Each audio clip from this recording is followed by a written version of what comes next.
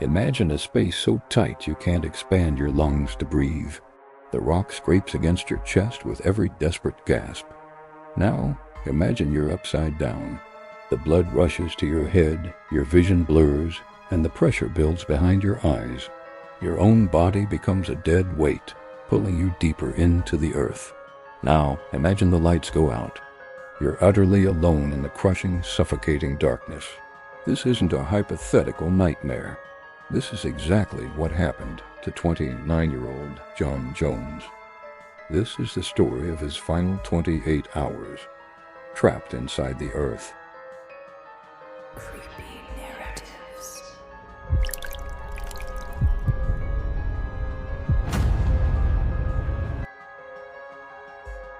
It was supposed to be a fun Thanksgiving trip in 2009. John, a loving father with a second child on the way, wanted to revisit the Nutty Putty Cave with his family, a place he'd explored as a kid.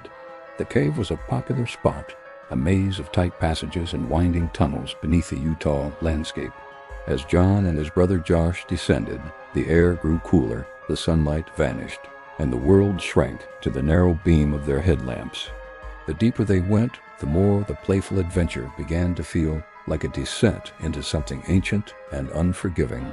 They were looking for a passage known as the birth canal, a notoriously tight but manageable squeeze. John, feeling confident, spotted a narrow opening and believed it was the entrance. He shimmied forward, head first, into the tight crevice. The passage got progressively smaller. He exhaled all the air from his lungs to make his chest smaller, a fatal decision. Because once he slid forward, there was no room to inhale again. He had just locked himself in. He slid forward, the rock grinding against his clothes. But when he tried to move back, he couldn't. The space was too tight to inhale fully, and without that expansion, his body was wedged. He was trapped. The hole he'd entered wasn't the birth canal. It was an unmapped dead-end passage, now known as Bob's Push. He was stuck, head down in a vertical crack just 18 inches wide and 10 inches high, the size of a small washing machine door. For the next 28 hours, John's world was an inverted nightmare. His brother Josh found him first, seeing only his son's sneakers disappearing into the rock. Panic set in. Upside down, gravity worked against his circulatory system. Blood pooled in his head, his brain swelled, and his heart strained to pump blood upwards against its natural flow. Breathing became a shallow, desperate act. He was in a stone coffin, fully conscious. The feeling of the immense weight of the mountain above him was inescapable. He could only wait in the suffocating darkness, listening to the muffled sounds of a rescue operation that was assembling 150 feet above him. Then a glimmer of hope. Over 100 rescuers worked tirelessly, a chain of humanity trying to defy the mountain. They managed to get a rope and pulley system attached to his feet.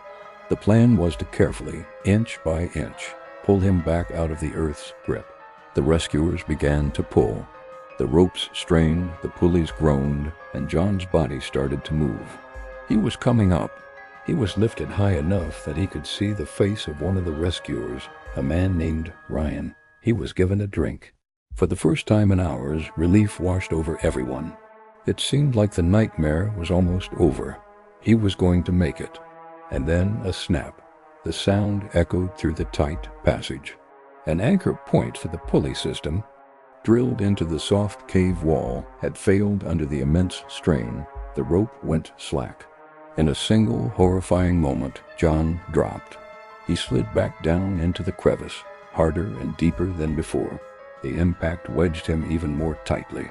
Every ounce of hope that had filled the cave just seconds before was crushed. The fall had been violent. The rescuers knew instantly that the situation had gone from critical to impossible. There was no way to reach him now. All they could do was lower a police radio down to him. It was time for him to say goodbye. They connected him with his pregnant wife, Emily. Over the faint crackle of the radio, trapped deep within the earth, John spoke to her for the last time. After the call, the radio went quiet. His body, exhausted from the unimaginable strain, had finally given out. John Jones was gone.